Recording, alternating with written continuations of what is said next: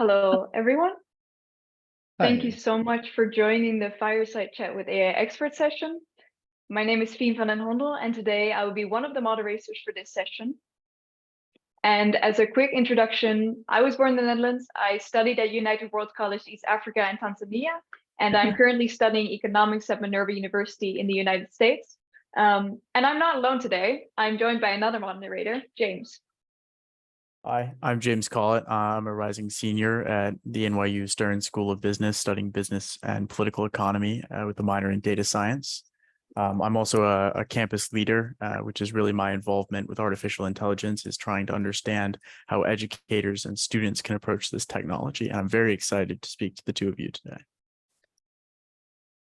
And I'll be introducing today our first speaker, Dr. Hockenmeyer. She is a professor in computer science and an affiliate with the linguistic department and CSL at the University of Illinois.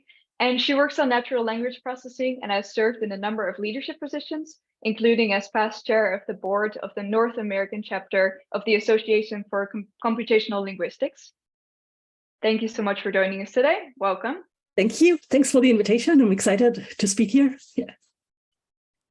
Our other speaker is Dr. Xiong, an Empire Innovation Professor with the Department of Computer Science and Engineering at the University of Buffalo. He's also the Scientific Director and Co-Director of the National Institute for National AI Institute for Exceptional Education, a co-director for the SUNY-UB Institute for Artificial Intelligence and Data Science. He was also a researcher and senior program director for AI at IBM, and co-founded and co-directs the IBM-Illinois Center for Cognitive Computing Systems Research. He conducts research which has been adopted in IBM's products and tools on cross-stack AI systems, including AI applications, algorithms, tooling, and computer architectures. He has published more than 150 peer-reviewed papers in top AI conferences and systems conferences, and his publications won 8 Best Paper awards and 8 nominations for Best Paper. Thank you both for joining us here. Thank you. Thank you for having us. And I think today we can start off with you really briefly speaking about what you've been working on. And I know that we also have some slides showing, so we have some space for that now. Okay. So yeah, Julia, please go ahead. No, go ahead. Go ahead, Jinjun. Yeah. No, why don't you start first? No, you should go ahead. Yeah. Okay. Okay. So yes, thank you for the nice introduction. Yes, right now I'm an Empire Innovation Professor at UB, and I'm doing the AI systems research. And maybe I can share a couple of slides to kick off things, and I think some of the questions that you guys mentioned to us, and I think I try to provide some quick answers as well to set up the stage, right? The theme is the capabilities and the limitations of AI in education. And so I really like to make it a point, actually, right? There's, of course, a lot of capabilities and limitations. What we really want to do is, at least my research, I want to advance AI to help children with the speech and the language service needs. And so let me start with some capabilities first, right? And I'm sure everyone, when we talk about the AI, and probably most of people's like non-computer scientist people, right? When they've heard of AI, especially recently, I think it's about the ChatGPT, right? And that seems like everyone knows about it. And of course, no wonder, right? And I jumped to the ChatGPT yesterday, right? And asked the same question, what do you think of AI for education? And this is the answer I got from ChatGPT, right? And pretty much we are done for today, right? Because ChatGPT already gave me all the answers, what a chat AI can do for education, right? In terms of personalized education, adaptive learning, and automated grading and the feedback, and the data-driven insights, access to quality education, and the teacher support. That's all wonderfulness, right? How AI can do for education. And actually, ChatGPT can also show you the other side of the coin. That is, there's other concerns, challenges we have to be careful, right? Ethical considerations, human connections, biases, fairness, and the technological limitations. And the ChatGPT is able to answer all of this, right? And well-versed, and it's wonderful, right? And this is all by AI. And this is all called a generative AI because of AI didn't learn these questions. It's not looking up some places to search, right? They generate all of answers based on whatever the things they learned, right? In this case, actually language models. And that shows the AI's capabilities. Another one is, as all you know, right, it's about this, again, the image generations, right? This is only one of the generative AIs. They can, based on your descriptions, right? And they can generate some pictures, very, very nice pictures, right? That you cannot imagine. And artists probably difficult to even quickly to draw. Now, computer, right? Just within a milliseconds, they can generate all those pictures. And that's getting people kind of excited and scared at the same time, right? AI is so powerful. Are they going to take away my job or not? That's why you see recently there's a protest going on in California, right? And it's still going on about all the script writers with the Hollywood studios. Yes, that something is wonderful. There's something people need to worry about as well. But let me bring you to some of the, at least in my view, right? Some of the questions I have to answer, is AI capable enough to meet all our needs or not? I think that's some of the questions you have to ask yourself too, right? And I'm going to show you some of the things in my research, and I think the answer is not as rosy as some of the media publicities, okay? And I will be very specific as well. And this brings back to my current research, right? One of the things, as James mentioned, I'm currently scientific director for the National AI Institute for Exceptional Education. So this is an institute and sponsored by IES from Department of Education and the National Science Foundation. And the goal of our National Institute is to solve a very, very simple question, right? Look at our children as part of the education. I'm focused on special education or exceptional education. And this graph shows you, right, within US school systems and how many children, right, require special education services. And in the US, they fall into these 13 categories. And for any children to receive the services, they have to be labeled into this one of the 13 categories, from specific learning disabilities, speech and language impairments, etc., etc. And this bar shows you how many children in each categories, right? And also including the school-age children and early childhood children. And this is about total, if you tally all the numbers, it's about 6.5 million, okay? And that's the numbers I got from 2021. And the latest number probably is about 7 million something. And if you look at all the services the children need to receive, right? And we realize one thing, about half of them requires speech and language services. So if you take the 2021 numbers, 6.8 million, very simple, right? Half of it, this is the lower bound, right? That's about 3.4 million children require the services. But do you know in the school systems, we only have less than 61,000 of speech and language pathologists that can provide the services for 3.4 million children require services at least. If you do a simple back of the envelope calculations, every single child, right, within a week in school systems, receive about 40 minutes of services per person. And that shows you this is the big challenges, right, in terms of the services they can get, right? They can every child can receive. And not to mention there's so many other challenges, and there's so many options for the teachers to provide what kind of services, right? And what is the best evidence-based practices? And how do you tailor to each individual child's need? And how do you provide the right amount of the intervention, intensity, right? And the duration. And that is the biggest challenge. And right now, the speech and language pathology in the school system is heavily loaded. They have to do the largest intervention caseload. And so that's why they can only do the group-based interventions. And that's we see the challenges in the current school systems education. And our institute is trying to provide AI solutions to alleviate this challenge. And we intended to develop 2 AI solutions. One we call the AI screener.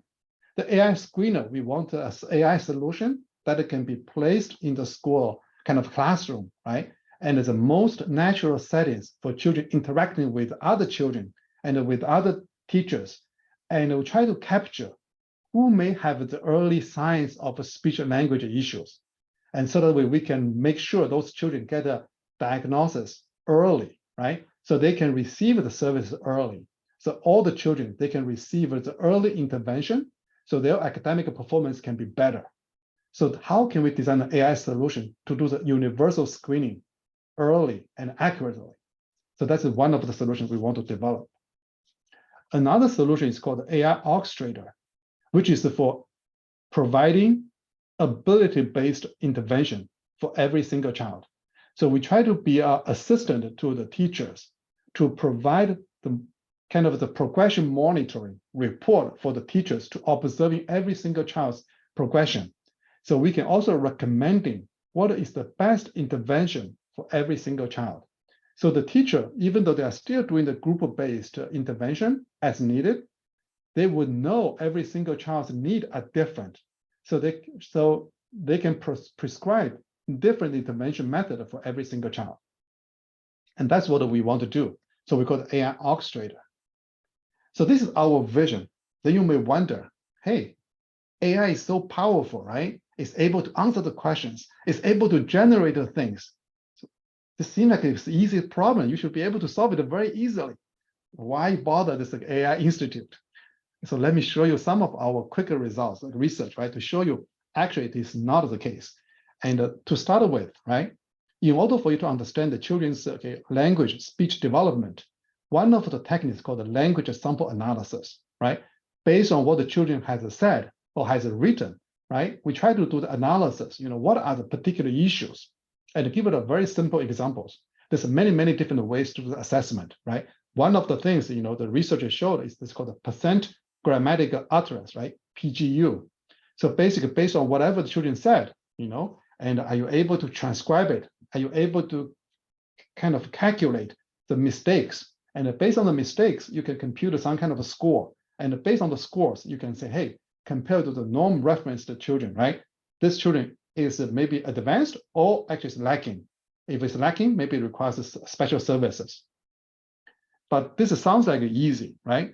And right now, the current SLPs, they have to do this manually, right? They listen to the recording, do the transcription, and make the annotation, do these calculations. That's why it takes a lot of the expertise and a lot of time. And you think AI can do this, right? In fact, that's not the case. And maybe you are very happy with the Siri or Alexa, right? For interacting as an adult, as a normal children. But for the existing AI to understand the children's speech, especially children with the speech language issues, the error is very, very high, right? The accuracy is very, very low. And here I'm just not going to the detail, just showing you the sum of the database, right? And the public data set in the Talk Bank with the children's recordings. If you take those data, apply the current AI, be it some of the best AI technologies, right? Even the Open Whisper, right? From the Open AI, who is behind the ChatGPTs, and the error rate actually is almost unacceptable. And this is something we see as a challenge. And we like to develop technologies to address this kind of issues, so we can make a technology at the hands for the teachers so they can help the children in need. And here is another kind of use cases, right? And also show the generative AI. For example, on the left-hand side, I showed the ChatGPT, right? And as a special education teachers, I like to write a story, right? And about this for the children to read. And I want to make sure there's certain kind of a social aspect, some of it to be sensitive to children's need. I want to write a story. Can AI to do it or not? And on the left-hand side, we showed, the AI can generate some stories, but it's not able to kind of to the SLPs or the special education teachers' needs. On the left-hand side, on the right-hand side, shows some of the picture generation, right? For the SLPs to interacting with the children, I like to generate some pictures tailored to this children's need, in this case, and generate some young girl, right, sliding down the slide, and it's scared. But I also want to make sure that this is culturally appropriate. But you can see this picture generated from some of this generative AI. It was not very satisfactory. So this shows you, yes, on the one hand, AI can do a lot of things. On the one hand, in order for you to apply AI to solve the real challenges. there's still a larger gap. So my main message is here, right? Let's not be afraid of AI. Let's continue to advance AI. And I believe there's so many more capabilities we need from AI when it comes to solve the real world challenges. So that's my key message. Thank you. Thank you, Dr. Xiong. I appreciate the presentation. Dr. Hockenmeyer, would you also like to introduce a little bit of what you've been working on in the context, of course, that many of our listeners may not have the depth of technical knowledge in artificial intelligence research or natural language processing that you two have? Of course, happy to do that. So, since Jinjun just showed you some examples of like image descriptions, right, or images that are generated based on descriptions, right? I think it's really important to understand how much progress there has been, right? So we were actually among the very first people to work on models that can automatically describe images, right? 15 years ago when we started this. And when we started this, the idea, the feedback we got was, oh, this is completely impossible, right? And now it's like sort of a standard task that everybody sort of takes for granted, right? And like also going the other way, right? Going from images, from sentences to images, right? So, and why does this work, right? Why can we now do this? I don't actually think that we've made, very fundamental intellectual advances in AI. As much as I wish we did, I could say that. I think the main advantages have been in data and then hardware, right? These models work because we have access to huge amounts of data, and they work because we have very, very fast computers, right? These GPUs, right? These graphical processing units, right? That are extremely fast, right? That can really sort of do things at scale that was completely unimaginable, right? Right. And I think that's one of the most important things to understand, right? So the AI, right? So like ChatGPT, right? Like what Jinjun showed you, right? It can only do this because there's enough information about this on the web, right? That it's been trained on, right? So these models are extremely good at generating plausible output, right? Because they've seen so much data that's produced by people, right? That's absolutely essential, right? You need to understand that it's not, these models don't just come up with this out of nothing, right? Right? They've seen way, way more text than like any single human ever has. They've seen way more images than any human ever has, and so on and so forth, right? And the other thing that's really important, so from the history of AI, so natural language processing is actually one of the oldest sort of areas of computer science, right? A lot of people don't really realize this, right? But the ability to like converse with a computer or to get computers to translate language is like one of the oldest applications of computers, right? And so chatbots are not a modern thing, right? The first chatbot was Eliza, right? Developed in the 60s. And there is, and it was extremely simple, right? It was just basically rule-based,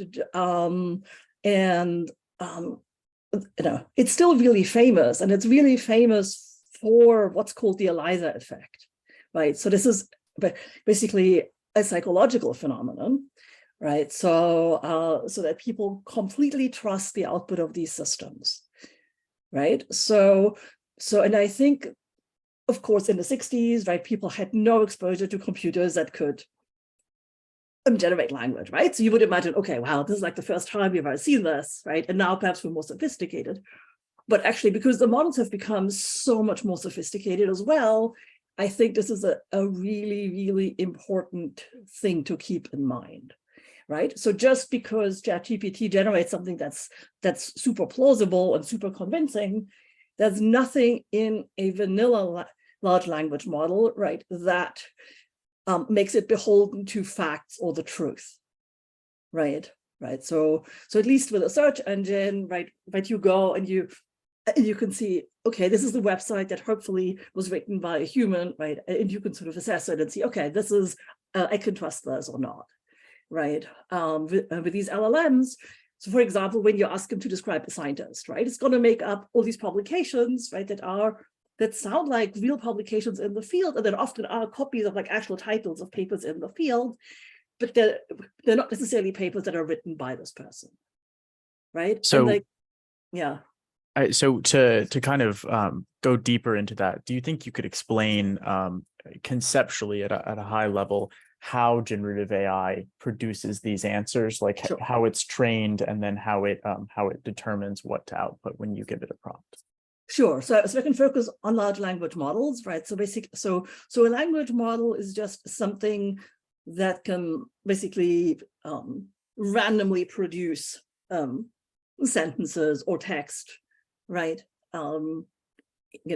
Basically think of, okay, so you're rolling a die, right? And like every time you roll a die, you don't generate a number, but you generate a word, right? And of course, if you just sort of do this completely randomly without context, you get word salad, right? And these models that are extremely powerful, right? They generate words in context, right? And because they've seen so much data, right, they can do this in a very sort of fluent manner.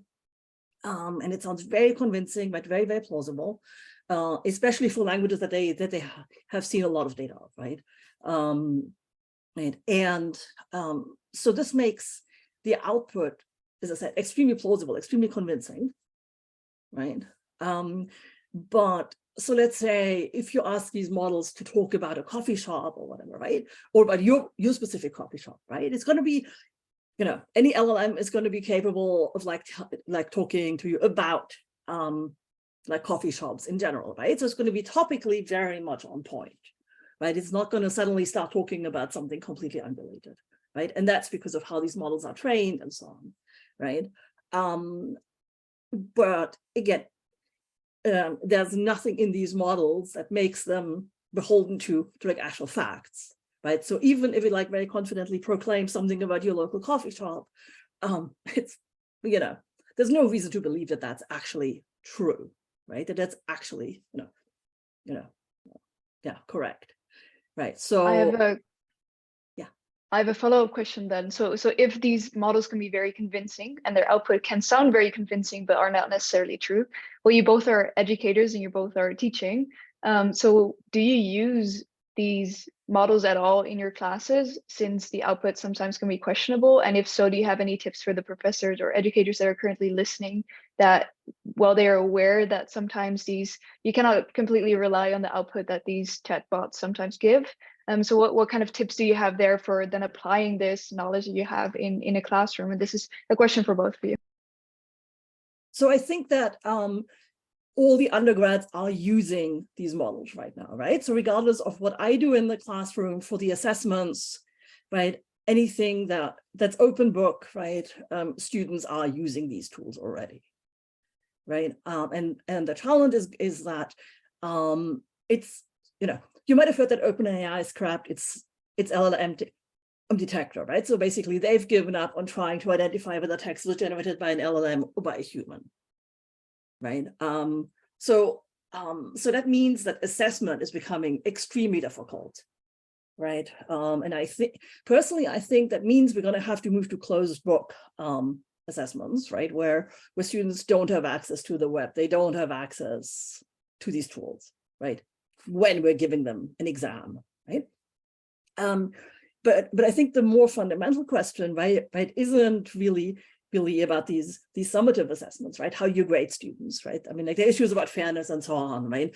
But if suddenly students produce like super polished essays, right, just because they use an LLM, right? That's unfair to the students that don't use these tools.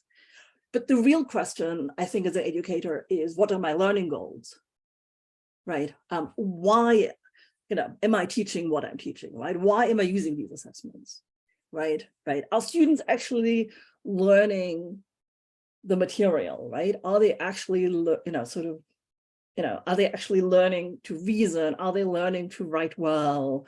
Are they learning to engage with the material, right? And that's, I think, where these tools, okay, so I think I think for like learning how to write fluently, these tools can be very, very helpful, right? But for like complex academic questions, so it's like I ask my students to write literature reviews, right? And about papers in the field, right? Now that's a task that these models, work really, really well for, right? Yeah. Right, but it's not. But if students use these tools for that purpose, right? But then they're not learning what I want them to learn by doing the literature review, right? So that's sort of the big dilemma here. Right? I don't know, Jinjun, what's your sense? Yeah. Yeah, let me just offer some like maybe tips. Yes, I think it's unavoidable, right? There's AI tools right now being used by the students without even the teachers knowing or whatever, right? And even teachers can use it too. I think just like any tools we developed in the past. And I think the most important thing is to really educate our students and also some of the teachers too, right? Especially non-computer science teachers about what are the tools' capabilities and the limitations. I think this is some vastly kind of gap right now, right? Right now, especially in the K-12, I would say a lot of the teachers, they are not as advanced computer scientists. I don't expect that they know all the details about AI. Most of their information is get from the public media, so anecdotal kind of experience, either be too good to be true or kind of scared, right? And the thing is now the students anyway will try it. If we do not tell the students, for example, right, learning some of the programming, right? If you really just copy paste, sometimes it works, sometimes it doesn't work. If it doesn't work, how do you debug it, right? The same thing for some of the writings. And I think some of the famous or notorious example right now, right? Some lawyers, I mean, you think they're highly educated people, right? Now they think of the make a case to the judge. Now use ChatGPT, and the thing the ChatGPT give you the case reference is real, right? And they use other examples in his case to the judge, and that becomes backfires, right? That is not. I mean, doesn't mean we need to educate people. ChatGPT, and especially like Julie mentioned, is a language model. Is not expert, is not a huge knowledge base, right? Some of things is really generated. So which means the hallucination, some of the things it really can be made up. Now, the challenge for the teacher and the students is, how do you learn in your learning process? Now you need to discern, right? What is right, what is wrong. So it doesn't mean you can really become easy for you to copy paste.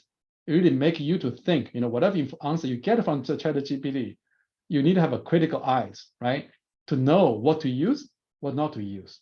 I think that is a challenge I think all of us need to kind of learn, and also requires a lot of education and really the right publicity. I think it's something probably is missing in the current media. I agree. I think there's a huge sort of sociological aspect here as well that people need to understand, especially educators, but I think everybody in general, right? There's basically this big sort of gold rush going on right now in Silicon Valley, right? Because there's a huge amount of money to be made with these tools, right? So a lot of the hype that you see, as well as a lot of the doomerism that you see, right? Oh, these tools are gonna whatever, rule the world and and replace humanity, right? If you look into the people that are making those claims, right, they all have commercial interests, right? They're basically you need to take everything with a huge grain of salt, right? I mean, like, this is just, you can't trust these sort of statements, right? Either the ones that are like extremely positive, right? I mean, like, about the capabilities of these systems, or the ones that are like extremely sort of pessimistic, right? Like this is gonna sort of replace knowledge workers, right? This is gonna change the world. This is gonna replace humanity, right? No. I mean, like, the people that are saying this for a reason, right? But it's not necessarily, I don't think, you've got to be very, very critical, right? And I think that's actually a bit, and also, so I think for education, on the one hand, of course, we want to make sure that our students learn the material we're teaching, right? But there's also a more general point to education, right? We want them to be educated citizens, right? And we are going to be swamped with basically sort of fake news, right? That's going to be generated by these models, right? Or propaganda or whatever, right? And actually getting students to be educated, right? And to sort of apply, I guess, like a scholarly mind, right? And to say, okay, well, just because somebody claims something doesn't have to be true, right? I mean, like, I want to see the sources, right? I want to understand where this claim is coming from and so on, right? I'm not just going to take something at face value, right? And I think that's something where like university education in general, right, can be extremely valuable, right? And that's something that's going to become increasingly important. So it sounds like both of you are saying that really AI is here to stay, and that educators need to not run from it, but rather be able to embrace it and accommodate it in the way that they teach their students. So kind of jumping off that, can we delve a little bit deeper into some of the core capabilities that educators need to develop to incorporate or be aware of AI in developing their curriculums, and then also some skills that they need to endeavor to impart on students so that they're ready for the AI, post-AI world? Right. I think kind of back to my early points, I think this is something, right? Because of AI, you know, AI is kind of coming out of the winter, right? The third kind of now coming to this because popular to so many people. Actually, a lot of people are not trained to understand what is AI's I say limitation, right? More than capabilities. Because the capabilities you heard from the news, Yes. but the limitations you didn't hear much, and only anecdotally or some of only the extreme cases. I think we really need, right, educators to, of course, get some training, right? The proper training, right? Meaning you don't need to know all the glory detailed math behind this AI, but at the level of what is AI, right? And if you, for example, just in terms of language model, right? We all know how the generative AI. One thing is the ChatGPT is a language model. They're able to generate, right, very grammatically proper sentences, right? Able to generate a lot of content, a continuous flow of conversations. Sometimes meaningful, sometimes can be not meaningful at all, right? So as an educator, you should say, hey, if that's the kind of tools, how can I incorporate it into my education, right? That depending on the subject, right? It can be dependent, let's say if I'm teaching the English, that's great tools, for students to practice, typing the sentences, ask ChatGPT to correct the grammatical issues. That's a fantastic use of the technology, right? Now, if I talk about the history, now I need to be careful, right? Hey, some of the facts from the ChatGPT may not be the fact, especially about the person, event, then that may not be a good tools. But in terms of writing a summary or writing kind of literature, or maybe give you some creative ideas, some of the things which you may be missed, some kind of as a prompt, right? Give you some trigger your additional thinking. That's a great use of the tools. So I think this teachers now need to know, right? Or maybe need to probably think about, given the tools limitations, how I'm going to incorporate into the tools. I don't think there's any like a universal answers that requires the whole society, right? The whole community to share the best practices and learn from each other. And I think we are also one of the learners too. We need to learn from you how to use the tools better too. And also feedbacks, right? What are the limitations of when you use those tools?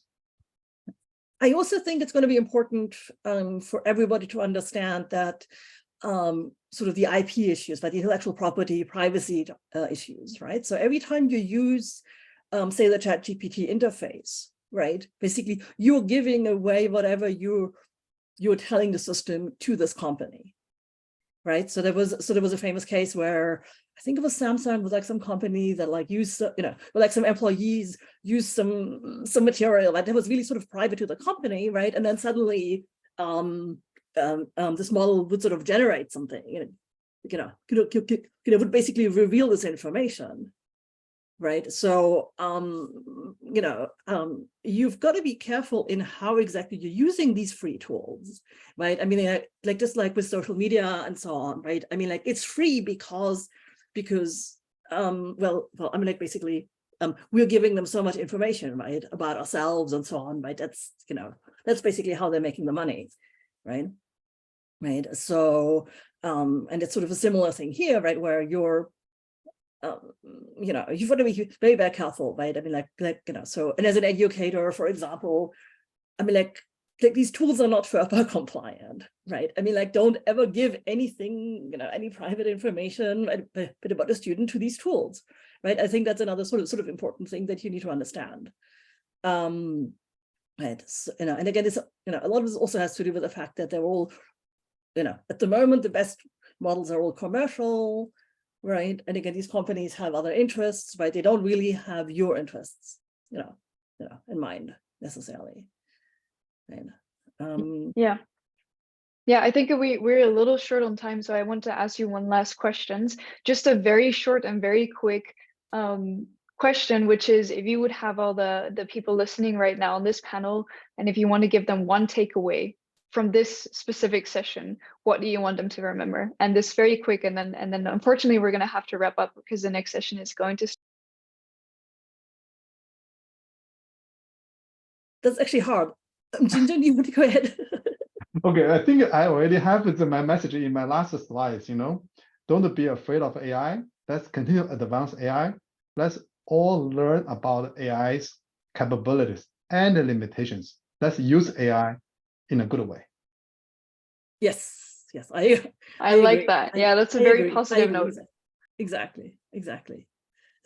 There's a lot of really good things about these tools, right? And I'm sure we're going to discover lots of great usages for them. But be critical of them as well, I think. Right. So. We have a lot of questions. I tried to answer some of it, but I couldn't get all of it. People have our contact information, right? Yeah. And if there's something, feel free to reach out. Also, maybe contact the organizers, and I'm happy to answer some of the questions offline as well. Our AI Institute is a federal funded institute. It's open for anyone, right? So anyone is interested in our work, please feel free to reach out. And I also typed the website, in one of the answers to one of the questions. So please get in touch. That's also a good message and good for people to know. Okay, in that case, I really want to thank both of you for your time and for your participation. I think it was a very insightful conversation, and I really enjoyed it. And I hope that people, the rest of the people who were listening, also really enjoyed it. I would second that, absolutely. It was a pleasure to speak to you both. Now we'll have a networking and brainstorming session at 2 p.m. Central Time, where people can have the opportunity to brainstorm and network with the speakers and other educators later. So we apologize that we weren't able to get to many questions, but that'll be your opportunity to follow up and talk through those. And of course, I'm sure they would both be happy to speak to you. And then I think one thing that's also handy to know for anyone who is listening, that there will also be a conference report and the recordings of all the sessions that will be sent out that summarize the key takeaways from the sessions. And also the questions that people asked in the Q&A session have been recorded, and we will try to follow up with as many of them as possible in this conference report. So keep an eye out on that. And then our next session will be higher ed, student perspectives, and interaction with AI. And also there will be a student speaker who, Teaser, is our very own student moderator, Fame.